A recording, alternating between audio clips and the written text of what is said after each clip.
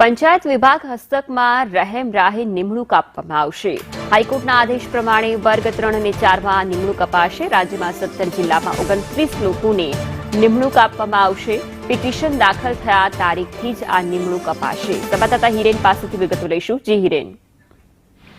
વર્ષ 2020ની અંદર પંચાયત હસ્તકના વર્ગ 3 અને 4ના કેટલાક કર્મચારીઓના પરિવારના લોકોને નોકરી આપવાનો વિષય ગુજરાત હાઈકોર્ટની અંદર પહોંચ્યો હતો અને ગુજરાત હાઈકોર્ટે જે અરજદારો એટલે કે જેટલા પિટિશનરો છે એ પિટિશનરો પૂરતી જ આ નિર્ણય છે તે કરવાનો આદેશ કર્યો છે અને એ નિર્ણય અંતર્ગત આવા 17 જિલ્લામાં 29 લોકો એવા છે કે જેમને રહેમ રાહે પંચાયત વિભાગમાં નિમણૂક આપવી, નિમણૂક આપ્યા ઉપરાંત એમને જે લાભો મળે છે એ લાભો પણ આપવા અને સાથે એ પણ એક વસ્તુ એમાં ઠેરવવામાં આવી છે કે 1 જાન્યુઆરી 2020 અથવા તો જે પિટિશન થયેલી છે એના 3 વર્ષની મર્યાદામાં જે ઓછું હોય એ સમયગાળાનું એરિયસ પણ આપવું એ પ્રકારનો આદેશ કરવામાં આવ્યો છે। સરકારે છેલ્લા કેટલાક વર્ષોથી રહેમ રાહે નોકરી આપવાની પ્રથા છે એ નાબૂદ કરી દીધી છે, પરંતુ અગાઉના કેસોમાં આ કોર્ટ મેટર ચાલતી હતી અને એની અંદર માત્ર જેણે અરજી કરેલી છે પિટિશનરો છે, હાઈકોર્ટમાં ગયેલા છે એટલા લોકો પૂરતા જ એટલે કેટલા 29 લોકો પૂરતો આ ચુકાદો છે એ આપેલો છે અને નોમલીકરણ પંચાયત વિભાગે કર્યું છે। કારણ કે જો પંચાયત વિભાગે નોમલીકરણ ન કરે